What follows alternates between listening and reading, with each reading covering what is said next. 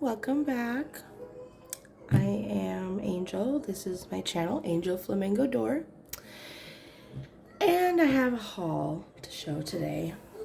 I will be getting back to the ephemera harvesting for the children's encyclopedia, but I was introduced to a YouTube video that showed me a whole bunch of ideas for junk journaling, which is something that I'm starting to get really inspired by.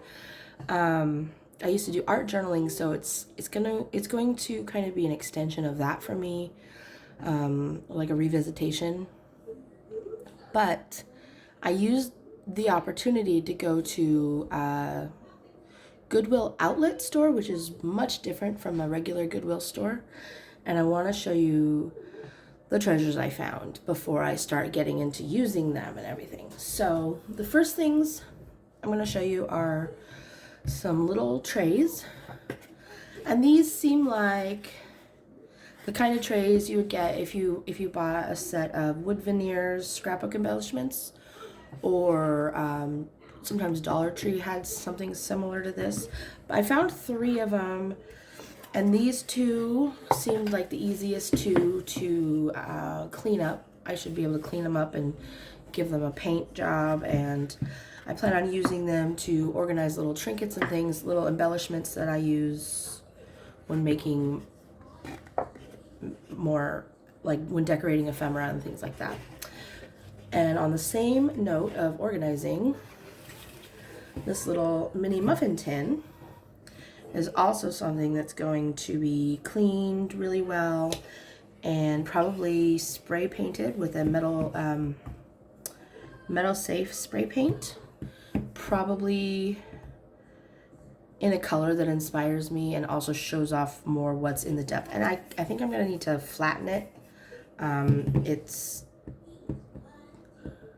kind of wobbly, but this is also something that I'll use in the same way as this. Also, something else that might work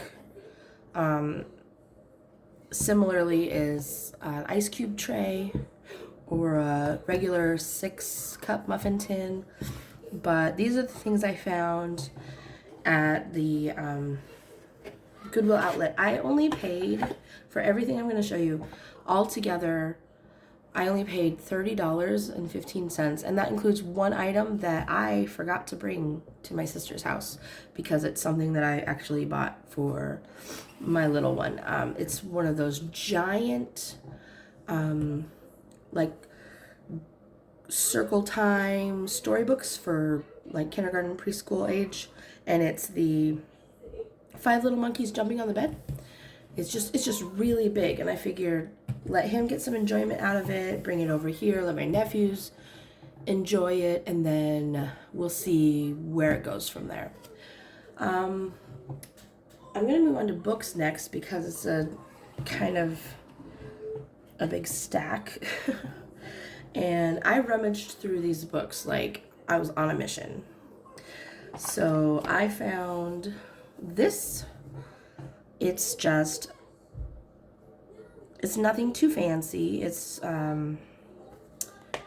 Shakespeare. It's very worn pages, but they're not too brittle, so I'll be able to use it for collage and things like that. And there's some handwriting. I think maybe it was probably used in a class. The binding is falling off. It's glue bound. Let's see if I can find, ooh, shoot. Don't fall apart until I'm ready to break you apart. Let's see, I'm gonna try to find a date. This is copyright 1959. Okay, this is the 11th printing, I think.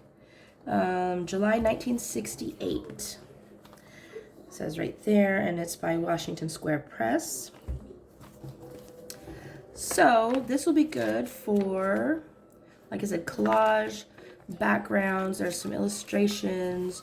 I'll probably find some words for my out of context words that I've been collecting, like in the encyclopedia videos.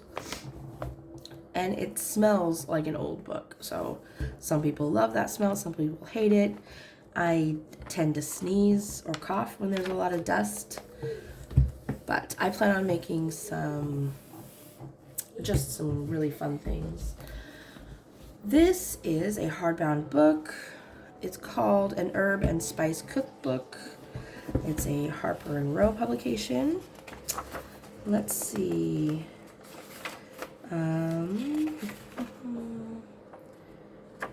Copyright is 1963. Let's see. And you know, I used to look up first edition books for a boss of mine in high school, but honestly, that whole entire time I did not learn anything about how to tell if a book is a first edition. But this is the recipes organized by herbs, and so you've got these nice black and white drawings, these blocks of text, and recipes. So I can do a lot with these. Like, I'm not even sure yet which of these books I'm going to keep intact for different projects and which I'm going to be breaking apart for other projects. But I like that it's kind of got that leather feel cover, and it's got some stamping on it, and it could definitely, I could use this cover for a book project. Okay. Jensen, can you shut your door a little bit more, please? Not all the way. I said not all the way. Too bad. I said not all the way. Do I need to come and fix it, or can you fix it on your own?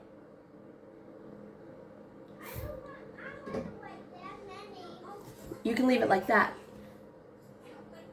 Okay, I'm going to come and do it. Thank you. This one is Up Front by Bill Malden. And it's got this, there's some illustrations within the entire book. Very thin end paper right here. Nice aging of the paper. I don't know what the book is about. So the 7th printing is August 1945. And the drawings were copyright 1944. So this has, I'm wondering if it's kind of comic style storybook. I'm not exactly sure. Like, I might give this a quick read just so I know what I'm dealing with. But this style is familiar to me. I see a damaged couple of pages right here. These pages are thinner. Like, I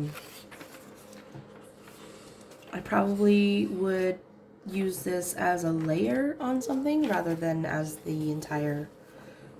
a base. And the cover isn't, it's not in the greatest condition, so it might be something that I pass on to somebody else who could make better use of it. There's also some dust. Yeah. So these books came straight from the bin. This is another hardcover book, and I liked the bigger size of the cover and pages. It's Lincoln, His Words and His World. So it's a type of biography. And it's got the darn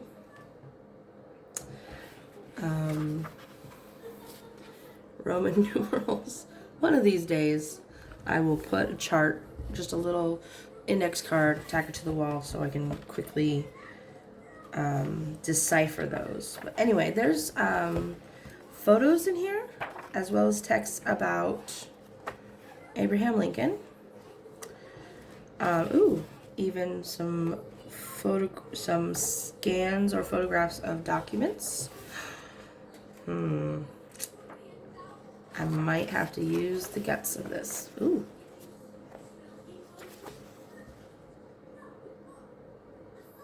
Okay, someone put a newspaper article in here.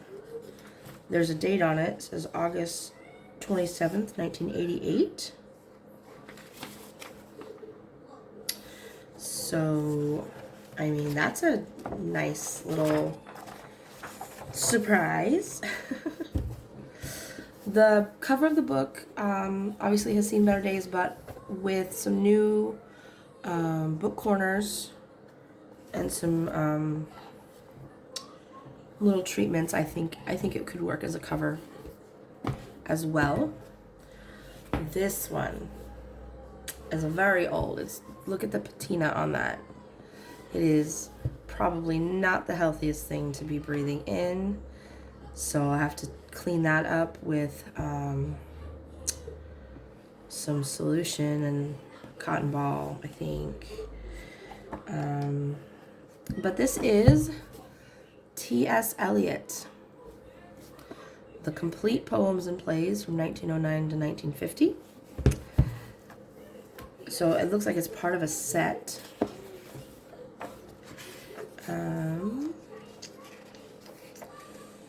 And it says, okay, the latest date marked in here is 1962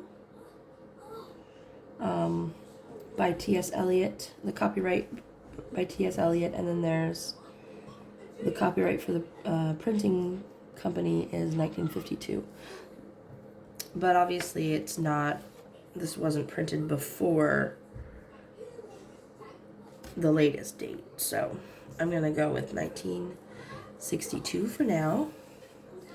But these are poems, and if you're not familiar with T.S. Eliot, well, you know, I think you're missing out. Like, I just flipped open I shall sit here serving tea to friends.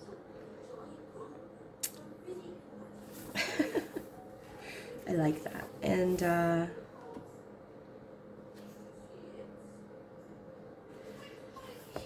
oh my goodness, I am so excited about this book, honestly. Like, I don't know, I'm more excited now than I was when I first picked it up. Okay, Basic Statistics for Business and Economics.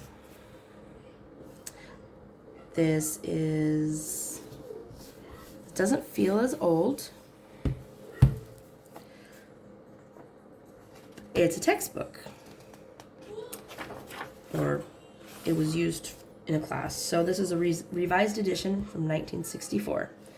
So it has tables with numbers and equations and graph drawings and all kinds of note markings in the note margins, and there's black and white photographs and just a wealth of fodder, collage fodder. That is an actual paperclip. Okay, so there's a paperclip on that page.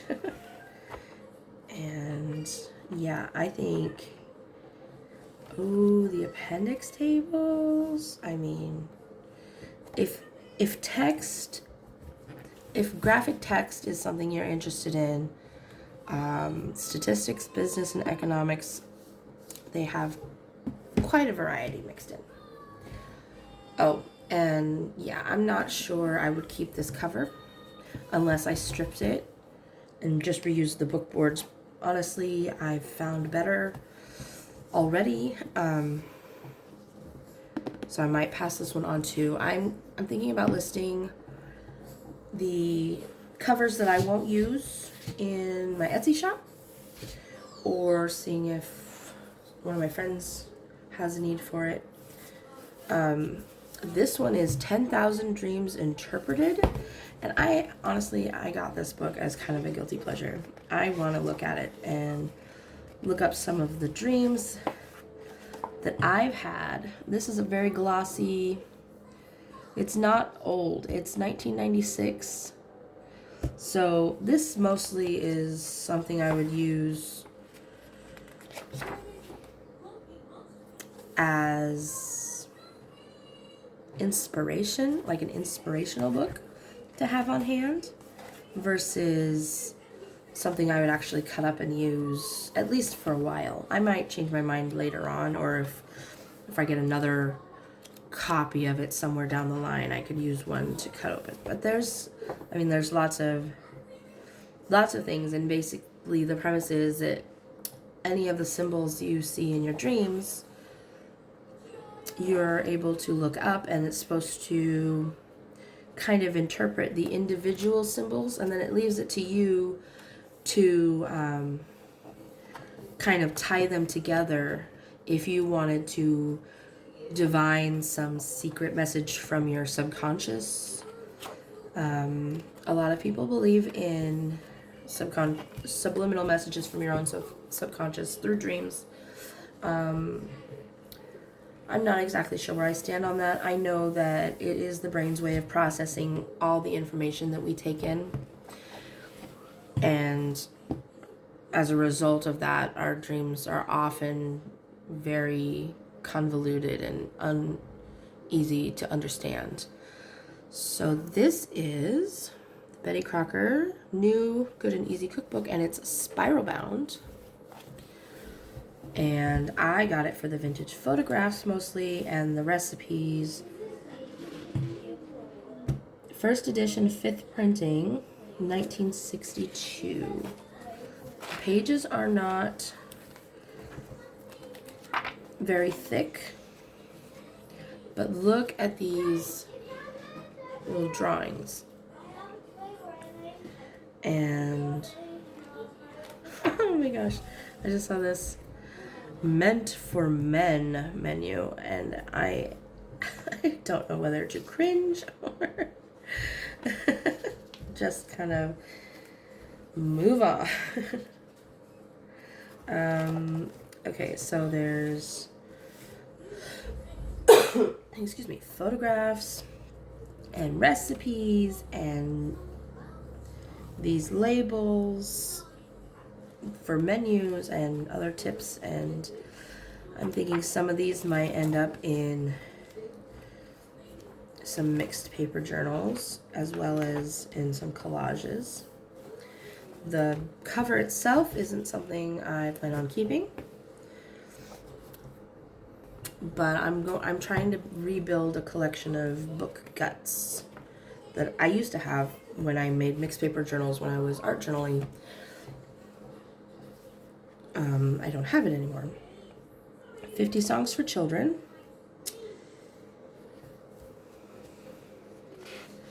With very interesting illustrations. 1964.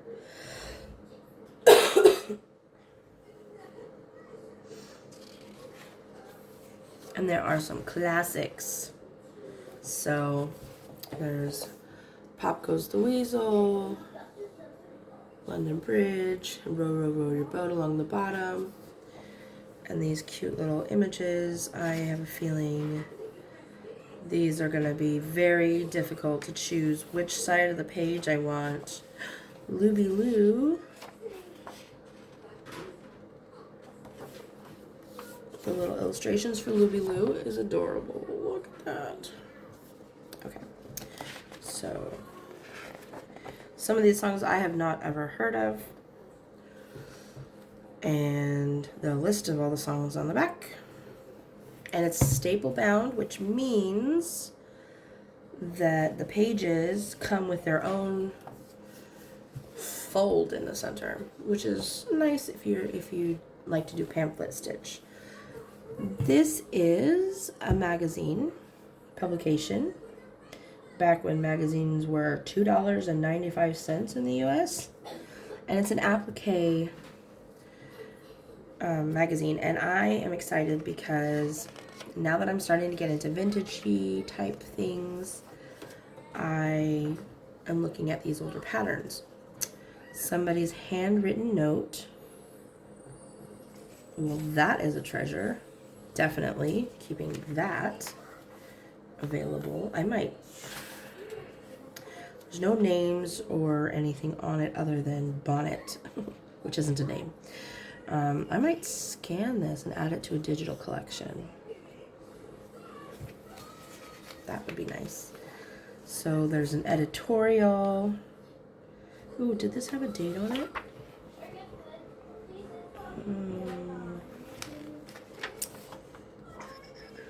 I do not see the date yet, but I will keep looking. 1962 special issue produced by House of White Birches. Huh. So 1992, it's not terribly vintage, but I know Sunbonnet Sue's been around for longer than that. Okay, and there's some introduction to people behind the Sunbonnet movement. So all of the blocks are applique designs except for one.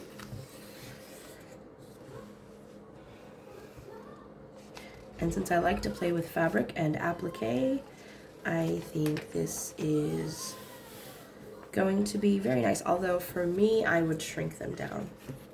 So I might have to scan it in and shrink it down to the size I want.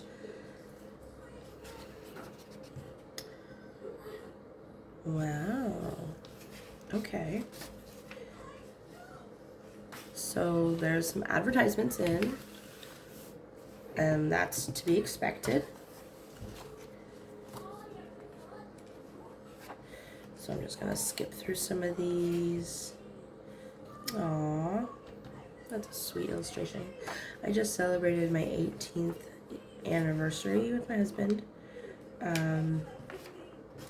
We went out to dinner, and so I still have some of the lovey-dovey feel in me. Like, well, obviously 18 years, I still have some lovey feeling for him, right? Excuse me, I need a drink. I've had this persistent cough for a few weeks, which is why my last video didn't have any talking at all, and I haven't been working on the ephemera videos because if I would talk too much, I would just cough and cough and cough until I have to, I don't know, it's been making me nauseous, along with other embarrassing things that a mother of 4 can imagine. This one is, surprise, surprise, part of an encyclopedia of the presidents. And I like the cover. The cover's nice and sturdy, and I like the size of it, although there's a sticker on it. That's okay. I like stickers. I just gotta remind myself I like stickers. But it has, as you can imagine, lots of pictures. Let's see.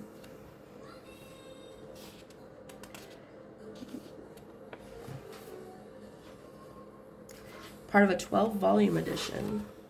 1967. So, older than my mother. Obviously, most of what I've already looked at is older than my mother. So this is probably going to stay as a book for me, and I'll be adding things into it.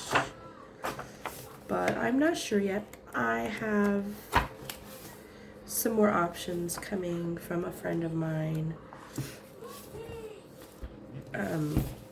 where she's stuck in a couple of the thicker books, just the guts of the book. So she takes the covers off that she likes, and she's left with the block of pages. And I can make my own temporary cover for those for things that I want to do with it. But anyway, this is something I honestly, there's no cover to it, so I don't really know what it is. I think it's a publication. Yeah. October. Okay, the Etude. I think I'm saying that right. From October 1920. Oh my goodness. This is 200. This is 102 years old. Wow. I am astonished. I did not even realize how old this was when I picked it up. I grabbed it because of things like this. Sheet music. So now I'm torn. I really want to use it, but I don't know if I can do it justice. I might have to offer this for sale. Oh my gosh. Think I can get enough for rent from it? All right, those are the last of the books. I have much more. I've got to reach over here behind one of my light sources and pull some things closer because the books took up a lot of room. Oh my gosh, reaching. Trying not to shake the table. Okay. All right, so I found this rickrack. It says Tortoise, but it's kind of a deep mustard, like, or a honey color. And this is gonna go in my trims collection. I think the label is gonna go in my ephemera collection. So, my tummy hurts. Your tummy hurts? Oh no. Do you need to go potty? My tummy hurts only. Only your tummy hurts and you don't have to go potty? No. Okay, do you need to lay down and rest it? No, this is. I don't. This one. My tummy hurts only that. Okay, what do you want to do about it? This one is wrong, but well, I know you feel it makes my tummy hurt. So are you just trying to come up with a creative way to tell me you're hungry? Okay. I want the cereal. Cereal? Yeah. Hold on a second. Let me see. It is 7 o'clock. You know what time breakfast is? 7:30. Oh my God! Have a snack. It's a clock on my phone. Hey, guys, I'm filming a video right now. Can you go play in your room? And I'll be done with this. And remember, your mom said I can take you out for breakfast. I want a snack. A snack? Yeah. All right. I get a snack. Here.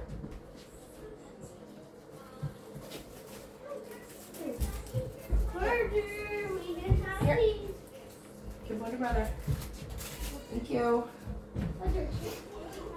Keep the volume down, okay? I'm gonna finish up this video. It won't take me very long. Eat it at the table, not in your room. How do we open it? Break it open. Just do this. There, now go sit at the table. They woke up super early, like before 6 a.m. And so now they think it's breakfast time. It's not quite breakfast time yet. I need to keep them on some sort of schedule. Okay, so rickrack. I don't think I have much rickrack yet, but I'm building up a collection of trims. And I bumped this, didn't I? Sorry for the interruptions. Oh, did you notice I have a new background? It's already showing wear and tear because it's been on my table for about 2 weeks. It's just a shiny gold poster board that I found at the Dollar Tree by chance. There was one left, and I snagged it because I love the color gold. This is a handkerchief.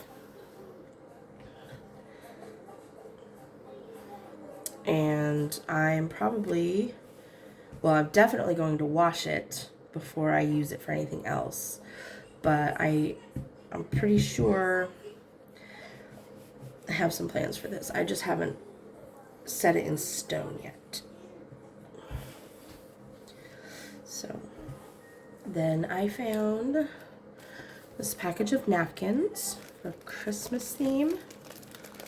I picked up a Halloween package of napkins at Dollar Tree last week, and I have a couple tropical ones from Dollar Tree from the summer. So this has 2 patterns repeats instead of 4 like the larger napkins. And let's see, how easy is it to separate? Well, pretty easy. Okay, so what I do with napkins is I try to make it into something I can use. Obviously, that takes a little bit of work for me. This layer right here, it has an embossed pattern around the all 4 sides. You can see it a little bit better on the back. But I plan on stamping on this and using it for collage.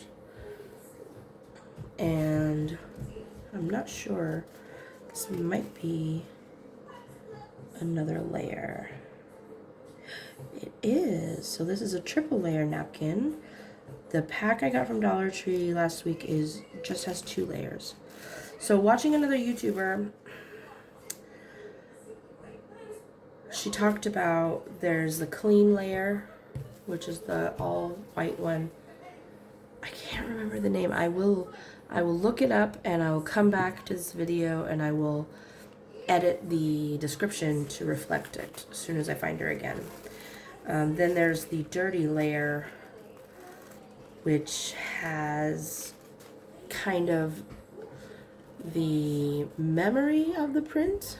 It holds just a little bit of the ink overflow from when they printed the napkin before they added the 3rd layer. And if you've ever done this before, you know how fragile the napkin layers can be, so you have to be very careful when you pull them apart. But it shouldn't take any special skill or material, just some time and patience to do it right. And then you've got a wealth of patterns to use all year round because they're offered for quite cheap. So here is the top layer. The top layer will probably become paper when I'm done with it. It will probably be a layer of paper. The dirty layer, I am not sure. This might become just a layer, just to kind of build up a little bit of thickness in a base. Because I can't really think of anything else to use for this, but maybe the woman I was watching on YouTube has some ideas. I didn't look. You kind of get into a rabbit hole with crafting tutorials. And I ended up really far away from napkins by the end of it. But so I have a pack of those. I don't even know how many. Obviously, I'm not going to use all of them. So I'm thinking of eventually when I have a variety of napkins, I can do some assorted napkin bundles. 6, 8, 10, 12, 14, 16, 18, 19, 20. So this was 20.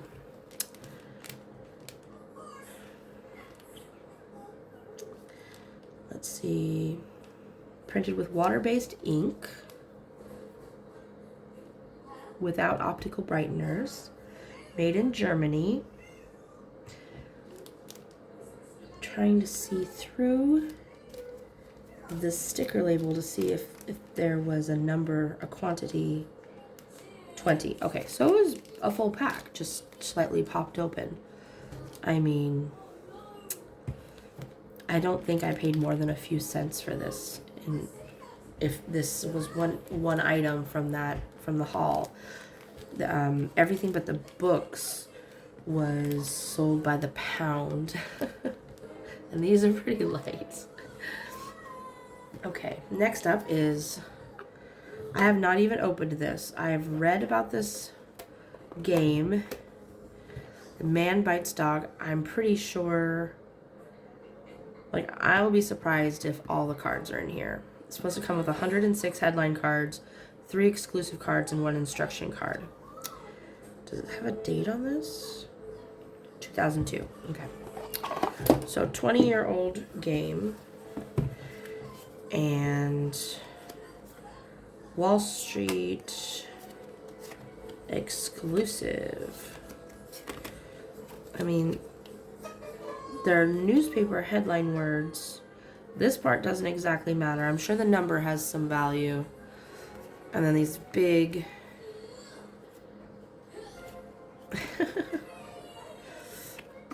words. So let's see. Wall Street intern runs off with banker. I have cop and lawyer, so the only ones I could change out would be intern or banker for that to make sense. I might have to keep this as an actual game and play it with my family rather than use it for fodder. So I mean, I'm pleasantly surprised that there's enough cards in there we could probably have a game. But yeah, card game. This is it's a set of playing cards, and it's seen some things. It has trauma, and I have no idea what to expect. This does look like it was the original box that's it's at this point it's 40% very old masking tape. But look at these illustrations. Okay, so all the backs of the cards are the same. No one wears brighter socks and snappier ties than Freddie Fox. It's a game of Snap. Whitman Publishing Company. 3 to 8 players. Made in the USA. Oh my goodness. I wonder if enough pieces are here to have a game. Honestly, I don't want to handle this a lot, so I probably will put these straight into ephemera. I would like to see how old this is, but I'm not brave enough to take off the tape right now. So, ephemera. Then I found a little bit of scrapbooking. These are the thinner chipboard from 2008, Heidi Grace Designs for Fiskars. Punchboard box set. Okay, I know I'm opening this from the bottom. It just seems like it'll be easier. Let's see what's in. I got both of them that I found. So, okay, chipboard stickers. So this says accents, mounts, decor. Am I in frame? I hope I'm in frame. Circles. I mean, whoever told this person these were circles. And square, same as squares. I see 2 squares. All right. So those are interesting. Usually what I do with chipboard that I really like is I peel off the top couple of layers. Let's see if I can demonstrate it. I'll just do this yellow one right here. So I just punched it all the way out so the sticker backing is still on it. But I will separate the colorful layer of paper topping from the rest of the chipboard because I do not like a lot of bulk in books that I write in and close a lot. It makes it too bumpy for me to enjoy writing in or enjoy carrying around. So the bulk usually has to be saved for after it's done, basically. So now I have that embellishment piece, and it's the thickness of a piece of cardstock. Then I have this, which is thinner now, so it's even not as bulky. It's probably half the thickness. If I take the adhesive layer off, if I can do that smoothly, then I have another piece of rough, fuzzy cardstock weight paper that I can cover with my own, like maybe some of this napkin, or maybe some of the dirty layer napkin with some liquid medium like Mod Podge, and then embellish further. I like that idea. So I might have to do something like that. Let me know in the comments if you want to see me do that in a video. I might have to practice it before I do it, or I might just try it out and on camera and see if it works. That's probably what I'll do, is I'll probably record myself doing it, and then if it fails, I just won't upload the video, or I'll learn how to edit. I can learn how to edit the videos, and so maybe it'll just be a short. YouTube does shorts now. I think they're, what, 15 seconds or 30 seconds or something. So I could have a blooper reel of shorts. So I got 2 of those, lots of little pieces, some bigger. Then, let's see, this is still in the frame a little bit. Okay. I found some rubber stamps. Of course, I'm always finding rubber stamps. This one is from Stamp Oasis. And it looks like a cat body and a cat face and a mouse.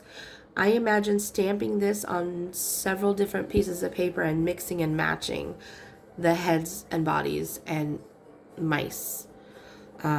These were also purchased by the pound. Everything that wasn't a book was put into the bowl-shaped scale and weighed all together, which was, like, I thought was kind of neat. Like, I'm kind of wanting to go back there when I have need for more supplies, or when I feel like I need to look for something. So a friend of mine mentioned that I should probably demonstrate how I remove these from the blocks. And I honestly, I just peel the rubber off of the foam mount. Sometimes I have to take the whole layer of foam mount off the wood block and then peel it apart. But this one seems easy enough to do just like this. And I do not have a way to recycle these yet. So they just go to waste. I do like to take the foam off when I have the time, and then I can put the wood blocks into a different bin. I use my finger and I just rub off the adhesive residue as much as I can. Some of them are way easy and some of them are way difficult. Like I still have some stamps that I've worked on every time I've pulled them out to use, and there's still layers of foam stuck on it, and I have to be really creative with how I use it. I went through this phase where I was taking all the wood mounted stamps off the mounts and remounting them on craft foam, so that all my rubber stamps would have the same thickness. so I could use them in a stamping press. However, the rubber itself is not always the same thickness. There are some companies that use really, really thin rubber, and then there are some companies that use the really thick ones. And normally what I do after that is I trim close to the image, trim away the excess, because I don't like getting, sorry, I'm waving my scissors around. I don't like getting ink on this and having it show up in the spaces and having it show up. So I will even carve out this center part most of the time. But for now, I'm going to keep it intact because I don't want to misplace the pieces that obviously go together. So this cat, you're gonna have something else for breakfast. Your mom wants me to treat you to McDonald's for breakfast, remember? Wait, I want some fry and apples over here. Fries and apples? That's not a breakfast. I thought don't you like the breakfast burritos? I don't. Okay, well, we'll figure that out when it's time. Can you go back in your room and play while I'm finishing up this video, please? I will play a video. I'll let you watch it when I'm done. Thank you.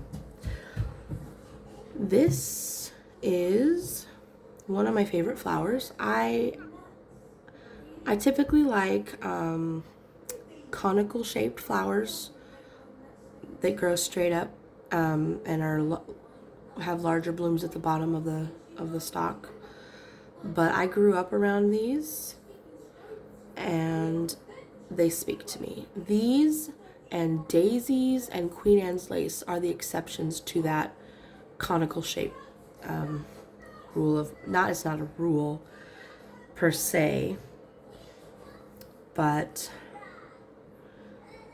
yeah, lots of detail and very kind of a vintagey style if you look at the engraving lines on the leaves and things. I can see using that quite a bit. I don't want to mark up this, so I'm going to put them face up.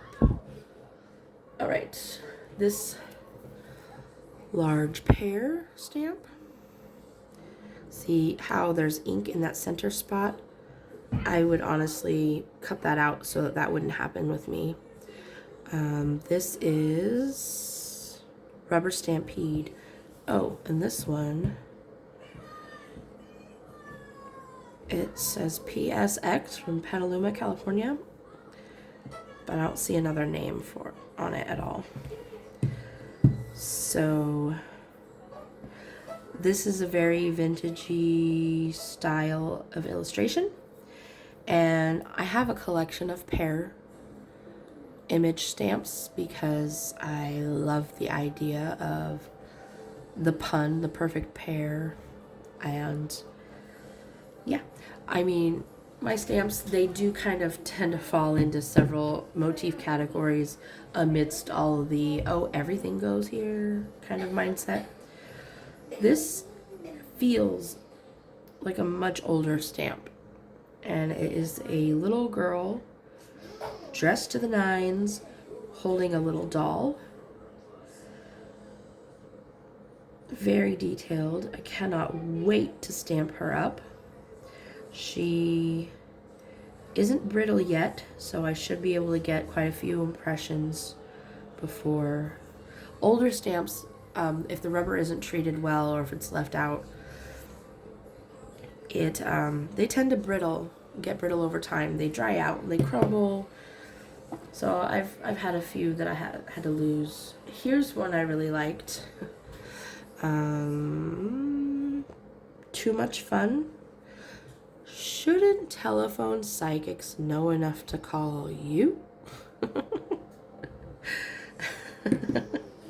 I love the cute, funny things. I found a few. Oh, there's this one right here. This looks like it's part of a set. It's just this filigree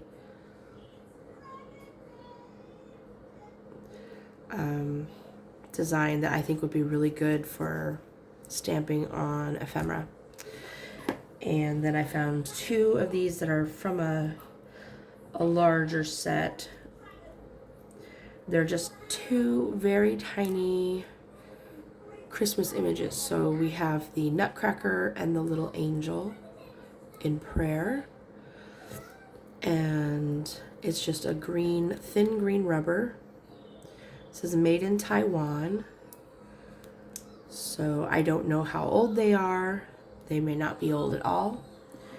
I don't know. That is the last of the rubber stamps. I came across this package of 100% fine cotton, 32-pound, premium weight, standard size 10 envelopes in pearl white. And this, another YouTuber I watched turned a size 10 envelope into a pocket, but it was a house, and I have the house motif is one of my all-time favorites. Like, I like pears, but house motifs are the bomb. Anyway, I'm pretty sure it's not a pack. This is 25. Maybe it is.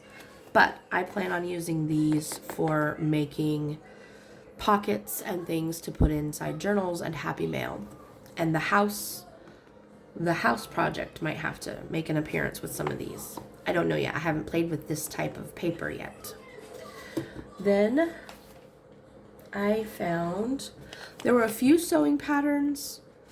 They weren't very clean, taken care of very well.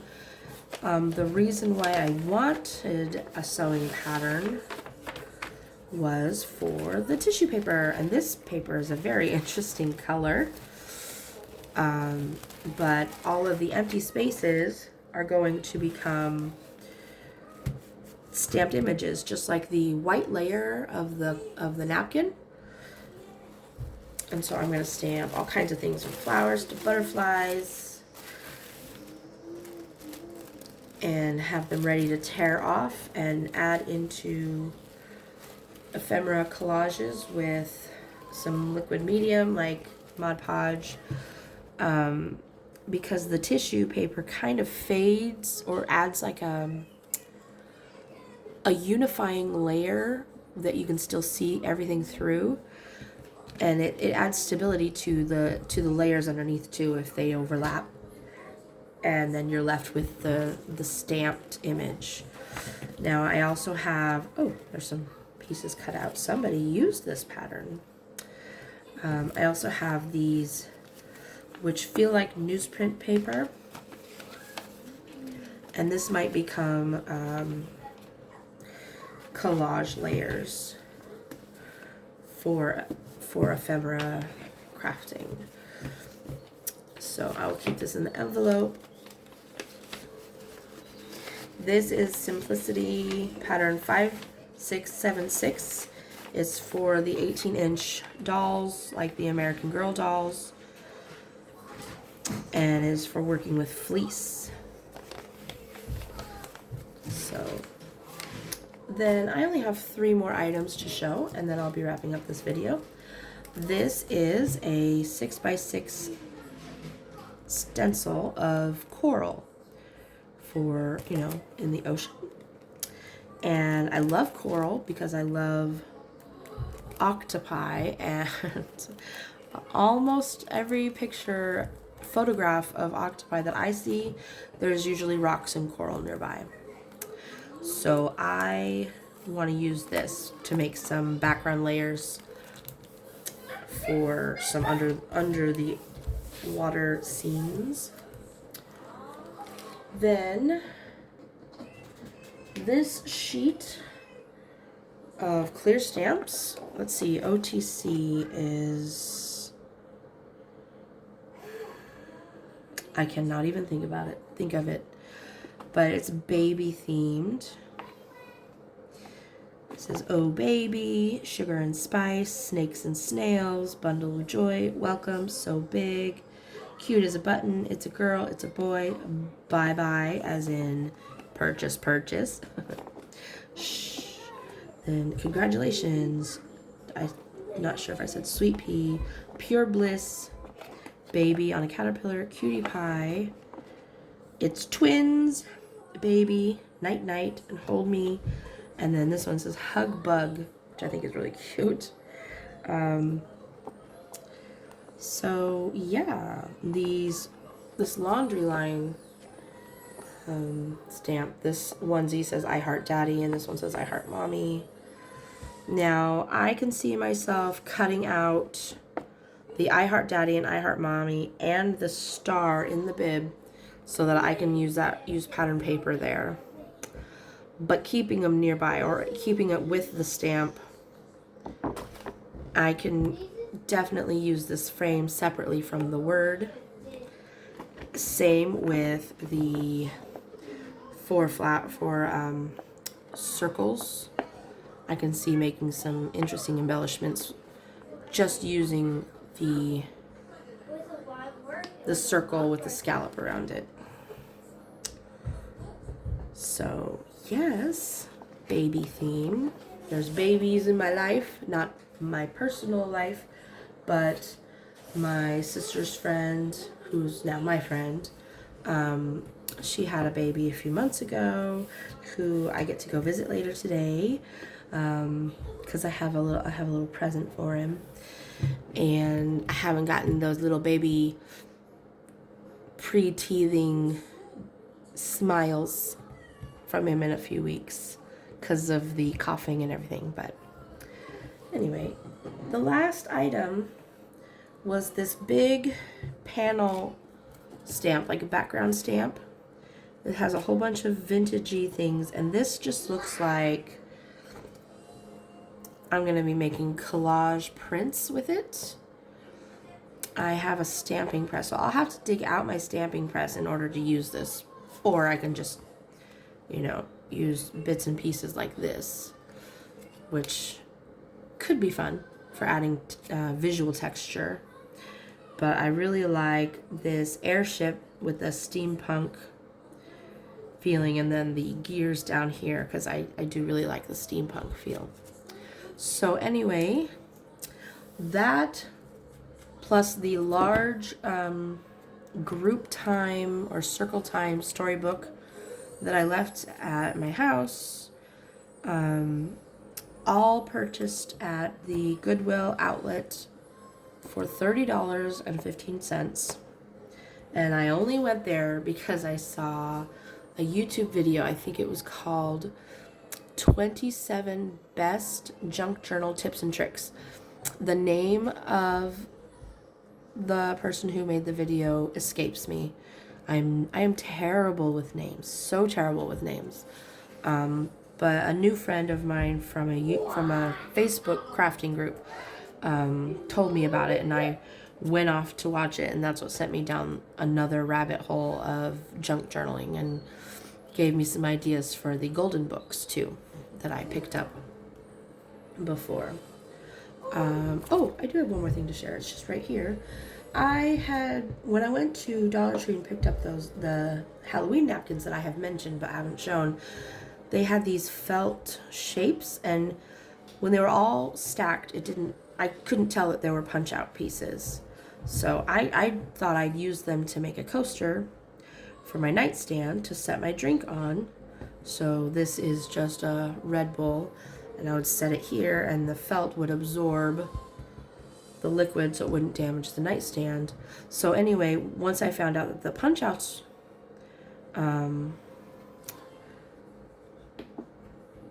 would stop most of that, I decided, well, the last layer, I just won't punch them out. And for a fraction of $1, because I still have plenty of these, I have a coaster that is seasonally appropriate. And then the pieces that I punched out will lend themselves really well to cards. If I